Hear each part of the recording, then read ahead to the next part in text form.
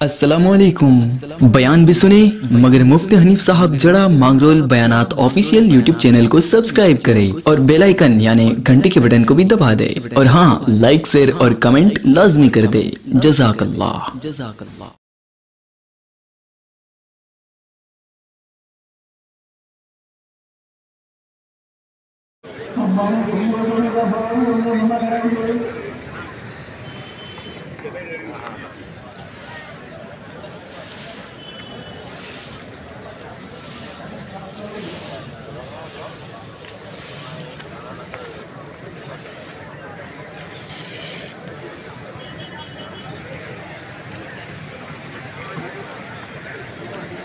तमाम ही हजरात को ईद सईद की मुबारकबादी पेश करते हैं।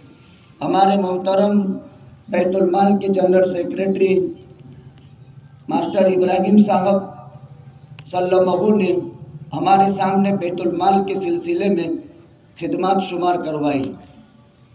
इस्लामी सल्तनतों में और ममालिक इस्लामिया में बैतुल माल की एक ज़बरदस्त शरई हैसियत होती है और कलाला की मीरास भी बैतुल माल में जमा की जाती है और बैतुल माल उसका मसरफ अपने ज़िम्मे में लेता है।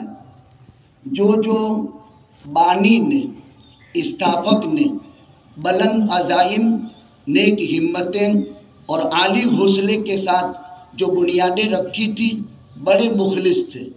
इनके इखलास की बरकत आज तक टपक रही है और आज तक उनके इखलास की बरकत से अल्लाह अज़्ज़ व जल्ल सरज़मीन सौराष्ट्र की इस अजीम और बहुत ही मुतबर्रक बस्ती में, जहाँ इस्लाम की एक ज़बरदस्त अमानत आरम फरमा रही है ज़मीन में, जिसमें ज़माने के अब्दाल, ज़माने के कुतुब, ज़माने के गौस, ज़माने के ख्वाजा, ये उनका कीमती सरमाया है।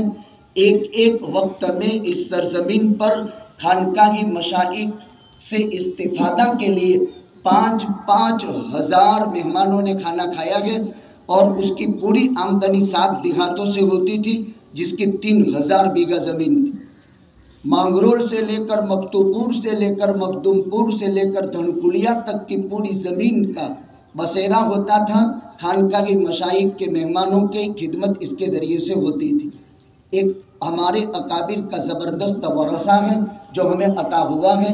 इसकी हमें ज़बरदस्त कदर व मंजिलत अपने दिलों में रखकर इसको बहुत ही ज़्यादा ज़िंदा और ताबिंदा और पाइंदा बनाते रहने की भरपूर कोशिश करनी चाहिए। बुज़ुर्गों, मैंने आयत करीमा कुरान करीम की सूरह आला की पढ़ी, जिसमें खुदावंद कुद्दूस ने ईद की हकीकत 3 चीज़ें बयान की है। कद अफ़लह मन तज़क्का, यकीनन कामयाब हो गया, बामुराद हो गया, संवर गया वो शख्स जिसने कद अफ़लह मन तज़क्का, सदक़तुल फ़ित्र अदा कर दिया।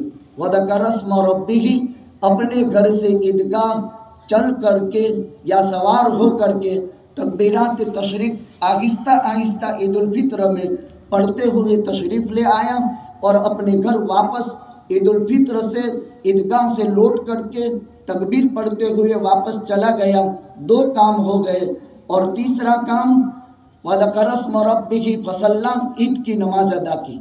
ईद के 3 चीज़ें हैं, एक सदक़तुल फ़ित्र की अदायगी, दूसरे नंबर में तकबीरात तशरीक़ का पढ़ना और तीसरे नंबर में नमाज ईद अदा करना। इंसानों का जम खबीर और ठाठे मारता समंदर जो आज नज़र आ रहा है, यकीन मानो जब से हम घर से निकले हैं, शहंशाह खुदावंद कुद्दूस ने हमारे इस्तकबाल के लिए फरिश्ते कतारों में लगाए थे।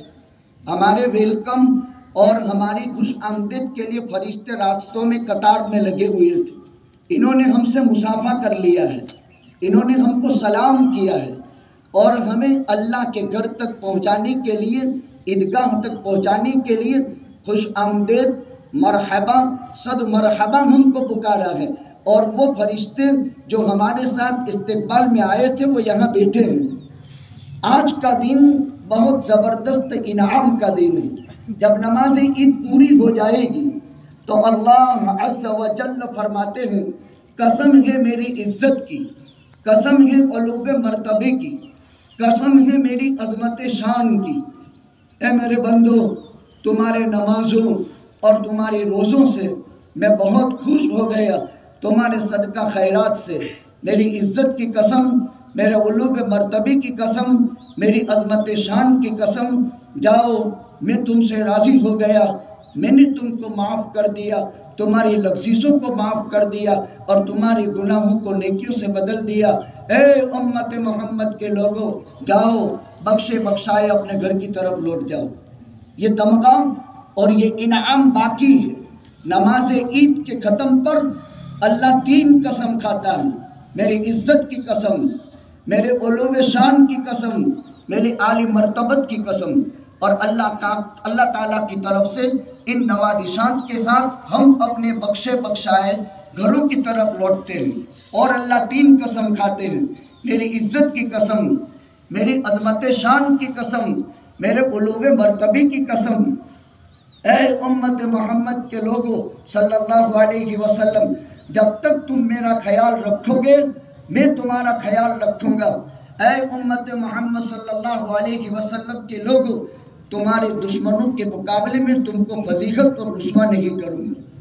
3 قسم ہے، اللہ سبحانہ و تعالی 3 قسم کھاتے ہیں، میری عزت کی قسم، میرے علو شان کی قسم، میرے عالی مرتبے کی قسم۔ جب تک تم میرا خیال رکھو گے میں تمہارا خیال رکھوں گا۔ بندے اللہ کا کیا خیال رکھ سکتے ہیں؟ ہم تو بندے ہیں، بندے ہو کر اللہ کا کیا خیال رکھ سکتے ہیں؟ اللہ کے احکامات کی اطاعت اور نبی کریم صلی اللہ علیہ وسلم کی سنتوں کا اتباع۔ اللہ کا ایک زبردست وعدہ ہے، تمہارے دشمنوں کے مقابلے میں خدا تمہیں رسوا نہیں کرے گا۔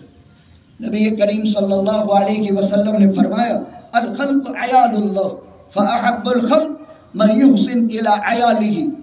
ایک پیغام 2 منٹ کے لیے مجھے دینا تھا، جو وقت مجھے دے دیا، یہ روایت ہے۔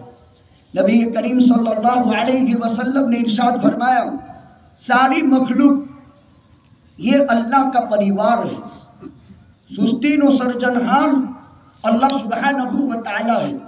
ایک ہی اللہ ایشور عبادت کے مالک ذات ہیں، اس کے علاوہ کوئی نہیں۔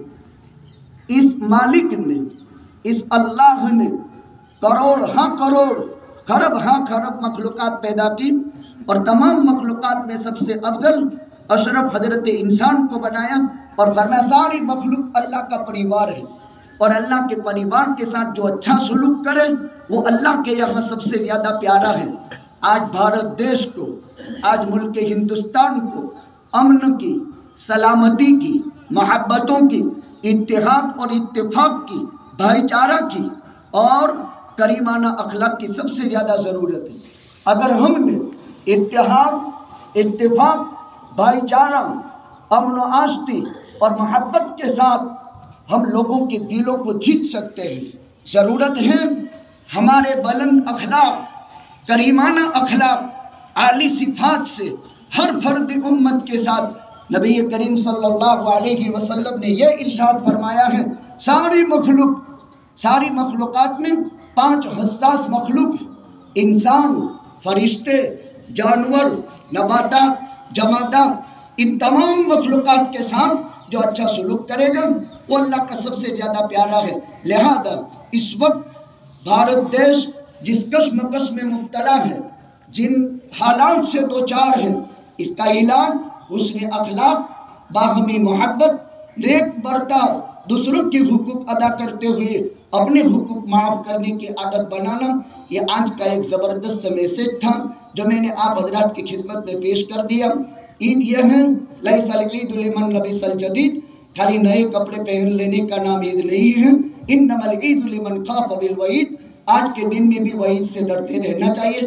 حضرت علی آج کے دن 3 دن کی باسی روٹی تھی، ڈاڈی کڑک ہو گئی تھی، پانی میں بھگو کر کھا رہے تھے۔ کسی نے پوچھا، یا علی آج عید کا دن ہے اور آج باسی روٹی کھا رہے ہیں؟